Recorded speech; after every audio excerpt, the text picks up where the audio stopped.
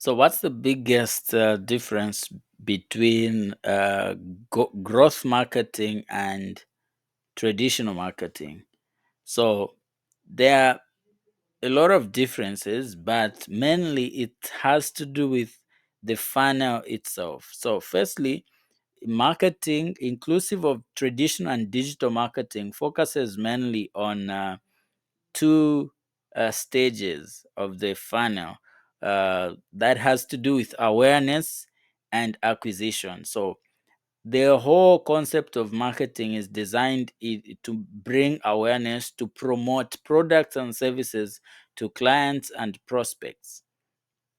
So to make them aware about what we are selling so that they can get to a place where they buy, which is acquisition. So, and it ends there. So, what growth marketers do is they think about the entire funnel, the entire customer experience. And this relates very well with ensuring that they break some rules of marketing to be able to handle the customer experience and go deeper. They think deep about the product and what it can do for the user or the consumer. So, growth marketers go beyond. Firstly, after you've acquired the product, you've bought the product. Or let me use an example of a phone. You've bought a phone. For this example, I'll use a Samsung phone. So you buy the latest Samsung Galaxy, and uh, you own it from this store. And what marketing will do is just end there. You've bought the product. This is what we needed. Bye bye. That's it. But growth marketers think beyond that. They want to ensure that they activate you. So, how do they activate you? They will tell you, if you buy this phone, we are going to give you free uh, AirPods. We are going to give you a free Bluetooth headset. We're going to give you a free um, smartwatch. This product comes with this package. So they activate you. They don't just sell you the product you came for, they add more. To activate you further is to do what Dropbox did at one time, and they're still doing, where when you join, they give you a bonus. Just to sign up, they give you a bonus. They award you with 500 MB of extra storage or 5 GB of extra storage. So that's activation. They don't just want you to end at just buying the product you've come for, signing up, and then you end there. They want to activate you to get you into using the product, fully experiencing the product. And it won't end there, because it will get you into a place of retention. You will now start thinking as a client that, no, I need to go back and buy another product. Now you are getting into a stage of loyalty where you love the product, you want to have more to do with the product and the like. Then that leads into more revenue for them. uh, give them more revenue.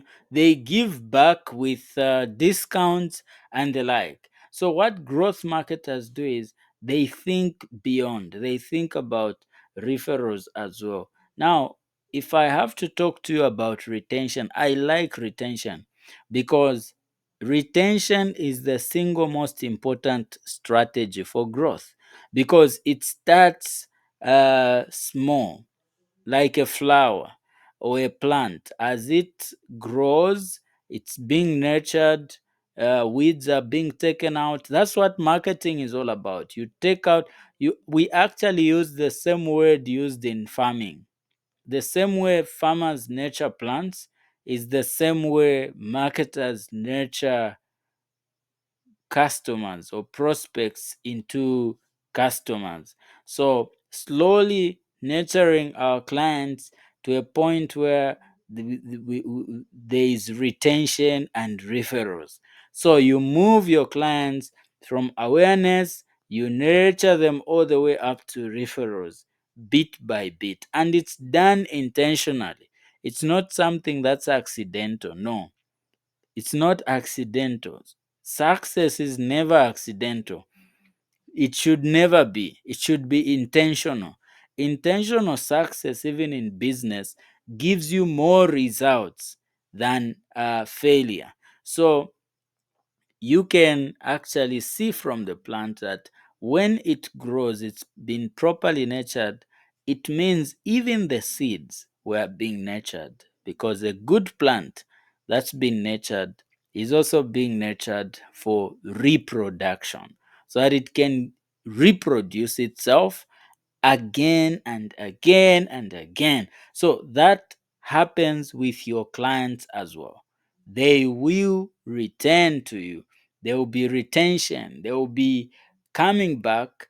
But not only that, but they will be also dealing with referrals to ensure they talk about your product to their friends and relatives. Marketing and advertising will make you buy a particular product. For this example, I'm going to use Toyota, the Toyota brand. So, advertising and marketing will make you buy a particular Toyota, let's say Toyota Alphard, to make you buy the Toyota Alphard. Advertising and marketing. Branding, if done well, because branding is beyond just a logo. So branding will make you buy, will determine whether you will buy Toyotas for the rest of your life. Toyotas for the rest of your life. Because branding is about how they make you feel, how the car itself makes you feel, how it looks, beyond just the logo itself.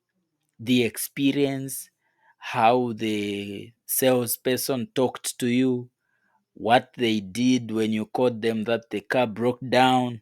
That's part of branding, both physical and intellectual, emotional, all aspects. That's branding.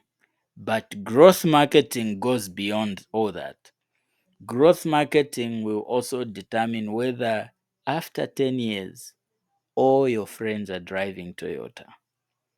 If that happens, even if you are the only one who started out with Toyota, but after 10 years, if we check you out, or even 1 year, and we find your friends are also driving Toyota, then we know that there was a growth marketer at Toyota.